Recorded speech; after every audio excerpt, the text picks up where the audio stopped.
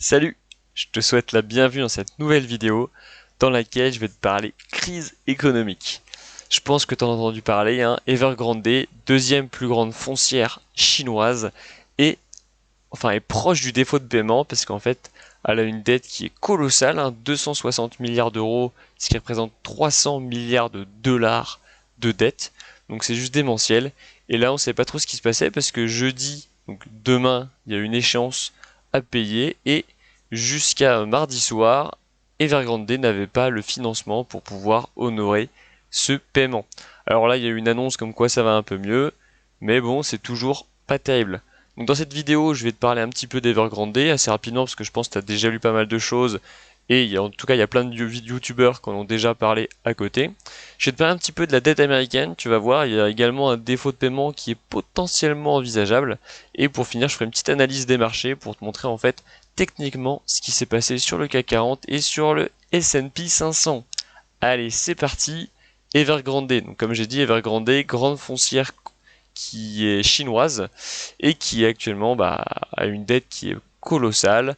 Donc on parlait de défaut de paiement, mais c'est un problème systémique. C'est-à-dire que si Evergrande tombe, ça peut faire un effet domino et faire une crise économique mondiale, un peu comme Lehman Brothers quand elle avait coulé en 2008 avec la crise des subprimes.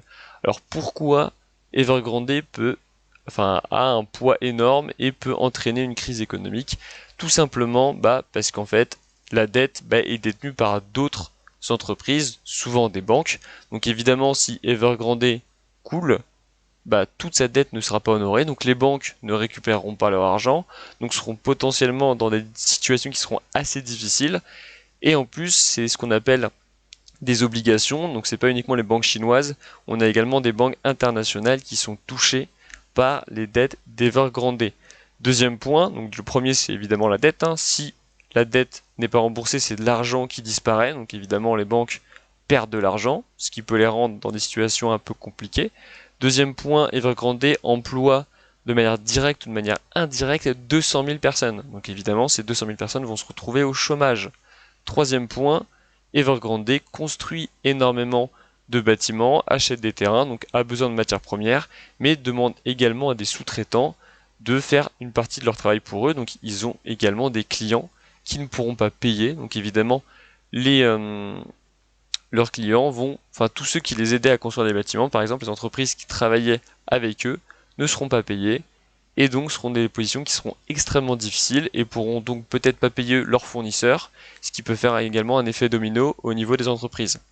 Et le dernier point, c'est des milliers de personnes qui ont commandé un logement à Evergrande qui ne verront potentiellement jamais parce qu'en fait, ils ont payé leur appartement. Evergrande fait faillite, plus personne peut construire l'appartement. Donc on voit qu'il y a beaucoup de facteurs qui montrent que Evergrande va potentiellement poser beaucoup de problèmes et potentiellement créer une crise économique mondiale.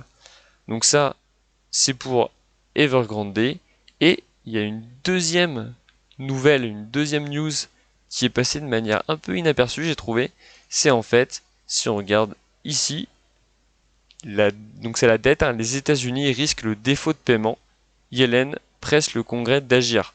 Alors Yellen, en fait, si je descends un petit peu, Janet Yellen, c'est la secrétaire américaine au Trésor. Donc c'est pas n'importe qui, hein, c'est quelqu'un qui connaît son métier et qui gère en fait les finances américaines. Et ce qui se passe, c'est pas compliqué, hein, c'est si le plafond de la dette n'est pas relevé par les élus américains, le pays ne sera plus en mesure d'honorer ses créances. Voilà, c'est aussi simple que ça. En fait, ils ont une dette, et là ils sont en train de se rapprocher dangereusement du seuil de dette qui est fixé par le Congrès américain. Et si ils approchent cette dette-là, ils ne pourront plus emprunter. Et en fait, les États-Unis, comme la plupart des pays mondiaux, en fait, ce qu'ils font, c'est qu'ils empruntent pour rembourser leurs dettes.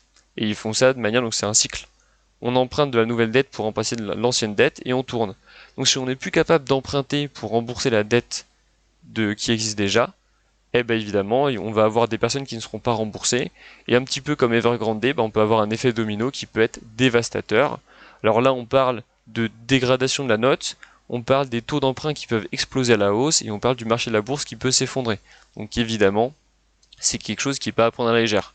Alors bon, de mon point de vue, hein, les États-Unis vont pas être en défaut de paiement, ils vont augmenter le, ils vont augmenter leur plafond de dette pour pouvoir emprunter à nouveau. Pour moi, le risque de dette des États-Unis est beaucoup plus faible que le risque d'Evergrande.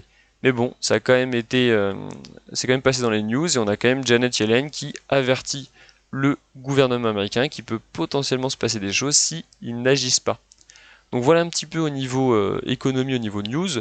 Donc on a deux grosses news, hein, dont une qui est un peu plus grande que l'autre, hein, c'est Evergrande, qui pour l'instant pour moi n'est toujours pas sortie d'affaire. Hein. Elle a encore 300 milliards de dollars à rembourser. Donc elle doit payer des intérêts de manière régulière. Et là qu'on voit que elle trouve l'argent, elle a trouvé un accord mardi soir pour jeudi. Donc c'est quelque chose qui est extrêmement chaud. Et pour l'instant, le gouvernement chinois n'a pas encore agi. Alors, ce qui peut se passer, c'est que le gouvernement chinois laisse couler Evergrande, mais en coulisses, ça arrange pour pas qu'il y ait des retombées en fait. Elle va découper par exemple la Evergrande en plein de petits morceaux, les redonner à d'autres foncières chinoises, et en même temps, elle pourrait placer quelques personnes du gouvernement dans ces nouvelles foncières, dans les petits bouts en fait d'Evergrande qu'elle va dispatcher. Elle va placer des personnes du gouvernement, ce qui permettra d'avoir une mainmise encore plus importante sur les entreprises du secteur. Donc ça c'est une théorie, hein. On verra ce qui se passe, mais pour l'instant, le gouvernement chinois ne bouge pas, ce qui peut faire peur, évidemment, quand on sait ce qui peut se passer lorsque Evergrande coule. Si on regarde notre CAC 40 national, qu'est-ce qui s'est passé via l'annonce de Evergrande? Donc là, on voit, c'est cette semaine, donc chaque bougie représente une semaine de cotation. Cette semaine, on voit une grosse bougie verte, mais en fait, c'est plutôt trompeur. Parce qu'en fait, si on regarde, la clôture de la semaine dernière, c'est ici, et l'ouverture de cette semaine, c'est ici. Donc en fait, on a eu un gap baissier qui est très important. Si je mesure, on a un gap baissier de 1,76%. Et on va mieux le voir encore si je passe en journalier. Donc là, une bougie représente une journée de cotation. On voit que voilà, on a clôturé ici et bouf, à l'ouverture, on était beaucoup plus bas. Donc souvent, c'est pas bon signe. Mais en fait, ce qui s'est passé juste après, donc là, ça fait 3 jours. Aujourd'hui, on est mercredi, donc il reste encore 2 jours de cotation avant la fin de la semaine. Mais on voit que là, on a sauté de plus en plus haut pour essayer de rattraper le retard qu'on avait pris. Donc ici, on a eu un gap de 0,88%. Et ensuite, on a enchaîné par un autre gap de quasiment 1%. Donc on voit que le CAC 40 est vraiment en train de se reprendre. Hein. On a deux gaps haussiers qui sont assez impressionnants, qui sont succédés en 3 jours, enfin en 3 bougies consécutives. On a deux gaps, donc c'est plutôt énorme. Et techniquement, on voit que, bon, par contre là, il y a plutôt une hésitation.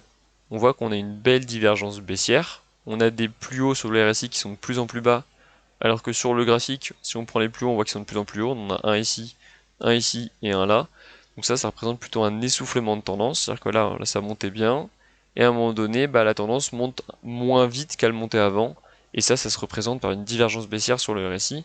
Et en plus, là, on voit qu'elle a été plutôt validée par là, parce qu'on est venu vraiment casser de manière assez importante la zone de neutralité. Donc là, on a un test. On est en train de tester la zone de neutralité. Donc souvent, c'est une résistance. Donc c'est possible que le CAC 40 reparte un peu à la baisse du fait de cette zone-là et du fait que en plus on a une énorme montée, on a quasiment repris tout ce qu'on avait perdu par rapport à avant.